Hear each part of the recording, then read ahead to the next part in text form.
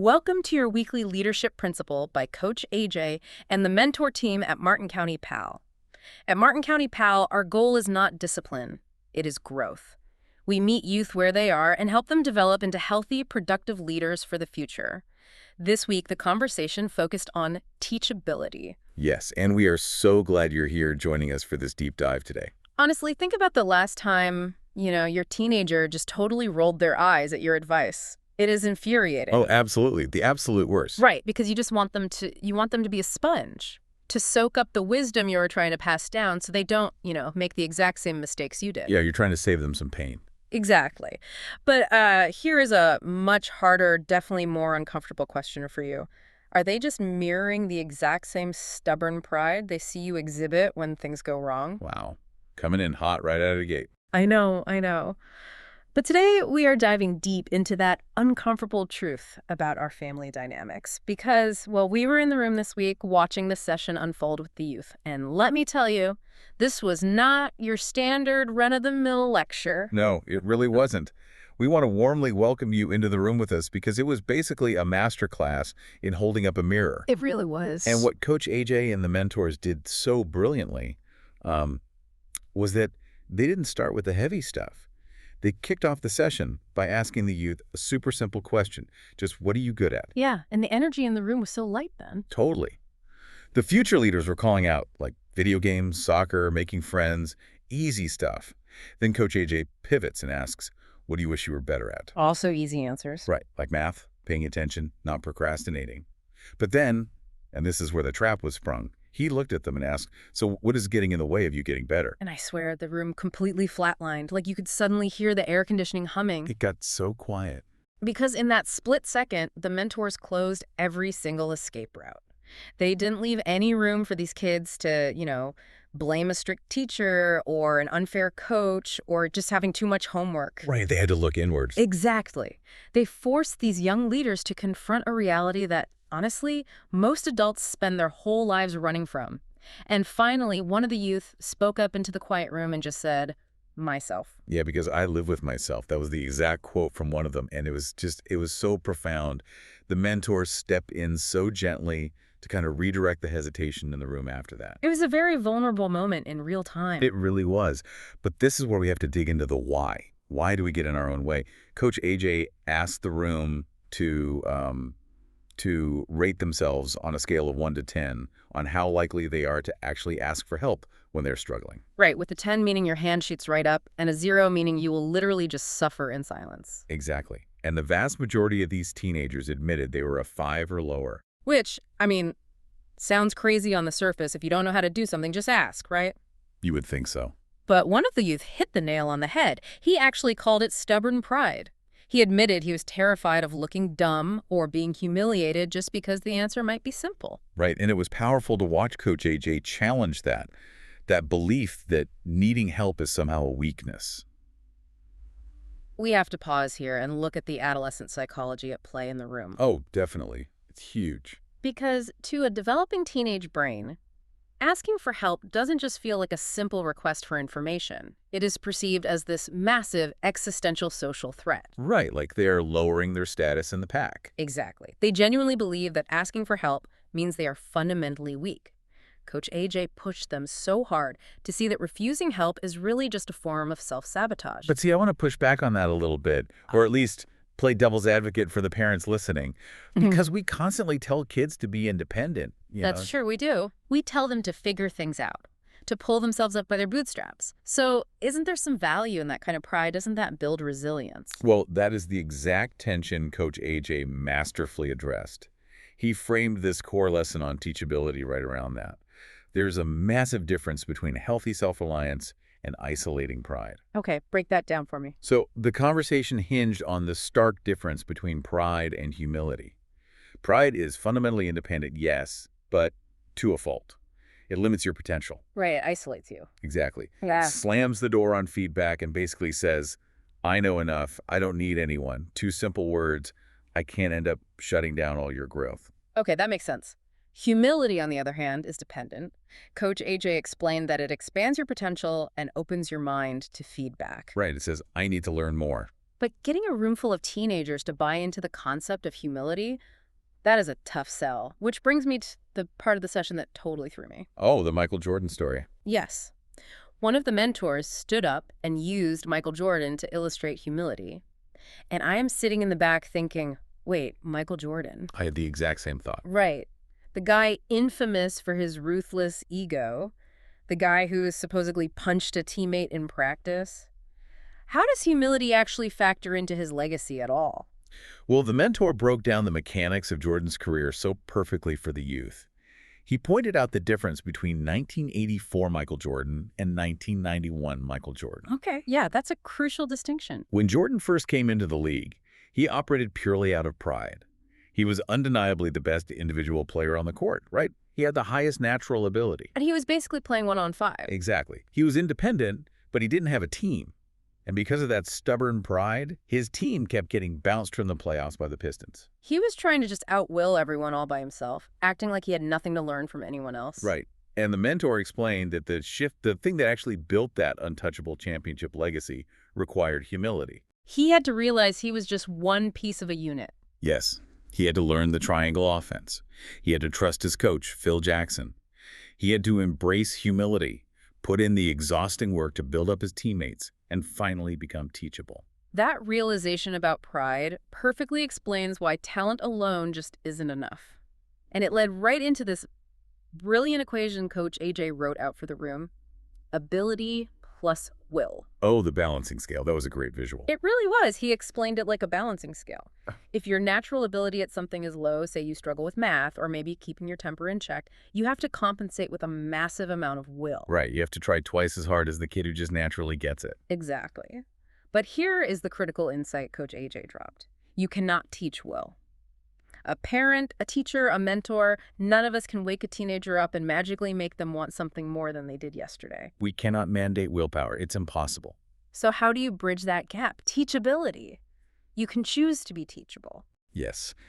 And to illustrate the mechanics of making that choice, Coach AJ read this poem to the youth.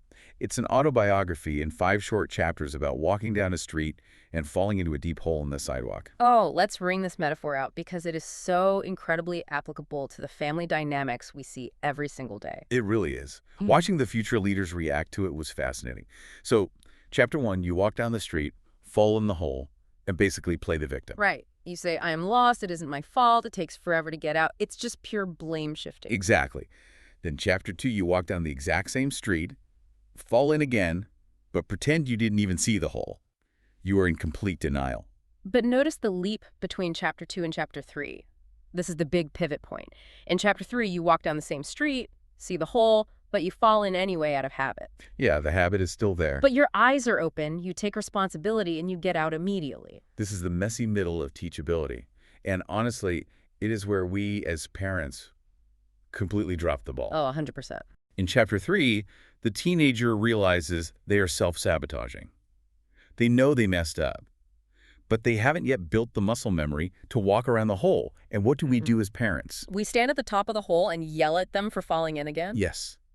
We punish them for being in chapter 3, completely missing the fact that their newfound self-awareness is actually massive progress. That is such a crucial point. We demand they instantly jump to chapter 4, which is walking around the hole without letting them process the habit-breaking part. Right. And then finally, chapter 5, the ultimate realization. You just walk down another street. Coach AJ pressed this point so hard. He really did. He told them, whether your hole is a bad attitude, vaping, procrastinate, or whatever it is, you can't just rely on willpower if you keep walking down the exact same street. Changing the street is the ultimate act of teachability. But the moment that truly shifted the energy in the room to something deeply emotional was the final metaphor of the session. Oh man, the sculpture metaphor. This was definitely the defining moment of the afternoon. It was. Coach AJ talked about 2 very different ways to make a sculpture. He explained that you can make a sculpture out of clay. You mold it, you layer it, you add piece by piece until it's beautiful. It's an additive process. Right. Or you make a sculpture out of stone. You take a hammer and a heavy chisel, and you forcefully, violently chip away until you get the shape you want. Just aggressively subtracting. Exactly. And he looked out at the youth and said, "You are the sculpture." But you have to recognize who in your life You are allowing to add beautiful clay and who you are handing a chisel to. The silence in the room was absolute when he said that. You could literally see the wheels turning in their heads, identifying the friends, the social media accounts, maybe even the family members who were just constantly chipping away at them. And Coach AJ challenged them directly. He said, "Are you letting negative influences violently chip away at your potential? Take the chisel back." Take the chisel back. I mean, think about the psychological weight of that for a young teenager. It's heavy. Realizing for the first time that they have the agency to say, no, I am not handing you the tool to tear me down. It was profound to witness live. But sitting there in the back of the room processing all this, my mind immediately shifted to the parents listening to this deep dive right now. Yeah, how does this apply to us? Because it is incredibly easy to sit back and hope our kids apply this lesson. But what does this profound concept of teachability actually mean for us?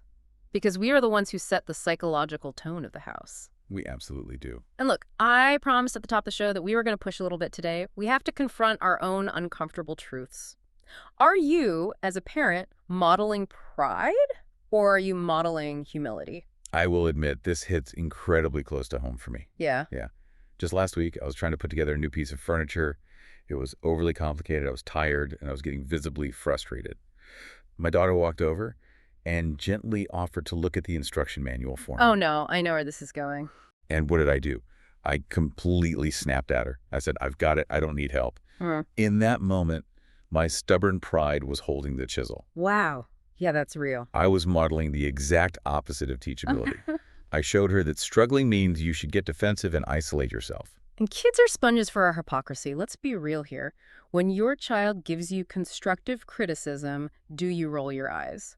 When you are stressed out, do you shut down and refuse help? They are watching how we react to feedback. Exactly. If you want your kids to be teachable, but you act like a brick wall the second you are challenged, what lesson are they actually absorbing? That is the real mirror right there.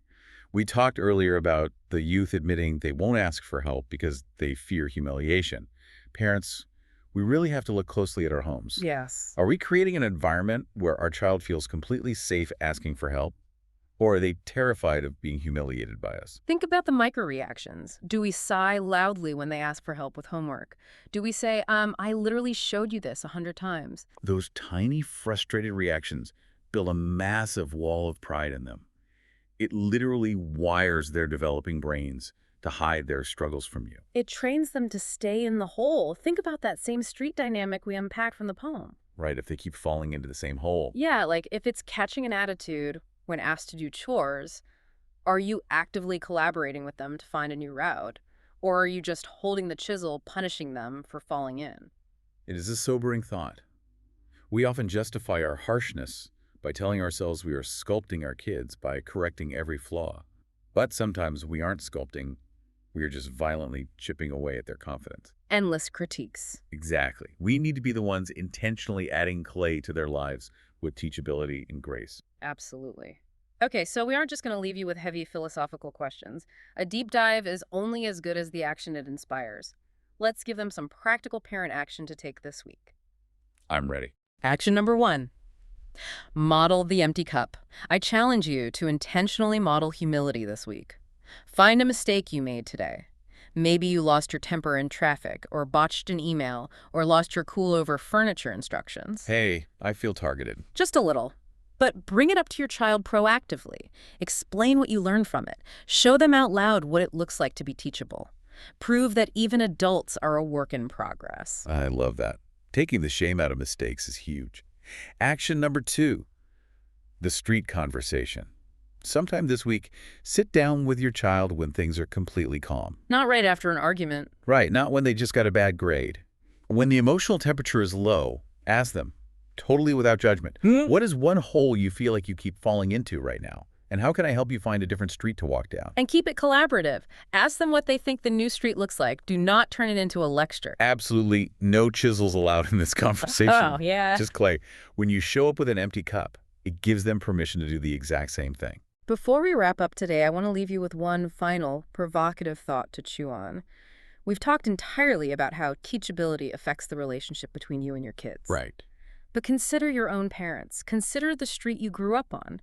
How much of the chisel or clay you naturally use today is just a mirrored muscle memory reflection of how you were sculpted as a child. Wow. To truly change the street your kids walk down, you might first have to bravely examine the street you were raised on. Thank you for taking a few minutes to invest in your child's growth. If this message resonated with you, I encourage you to subscribe to our channel, like or comment on this episode, and share it with other parents who care about raising strong, capable young leaders. If you would like to learn more about Martin County PAL or are interested in supporting or partnering with our program, please reach out. This work only happens because of people who believe in meeting youth where they are and helping them grow into who they can become. We appreciate you being part of that mission.